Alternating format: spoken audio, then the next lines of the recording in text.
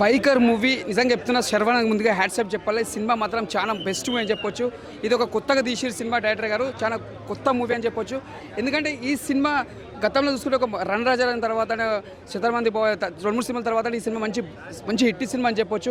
ఎక్కడ కూడా బోరింగ్ లేదు. ఒక బ్రేక్ అండ్ టైటిల్ ఎలా పెట్టిరో ఆ సినిమా తగ్గట్టు హీరో గారు కూడా అంత బాగా చేసిరు. మేము చెప్పండి ఒక తండ్రి కొడుకు అంటే తండ్రి కొడుకు ఎంత బాధపడతాడో ఒక కొడుకు కూడా నిలవేస్తాడో ఈ సినిమాలో అంత బాగుంది. బ్యాక్గ్రౌండ్ మ్యూజిక్ కానీ స్క్రీన్ ప్లే అదరగొట్టింది. మేము చెప్పండి రాజశేఖర్ గారు ఇక్కడ కొత్తగా ఒక డిఫరెంట్గా చూపించారు. ఎందుకంటే ఛానల్ తర్వాత మనకు హీరో క్యారెక్టర్ చూసాం రాజశేఖర్ గారిని, తర్వాత ఇందులో ఒక ఫాదర్ క్యారెక్టర్ చేసిన మన రాజశేఖర్ గారు. ముందుగా హ్యాట్సాప్ చెప్పాలి.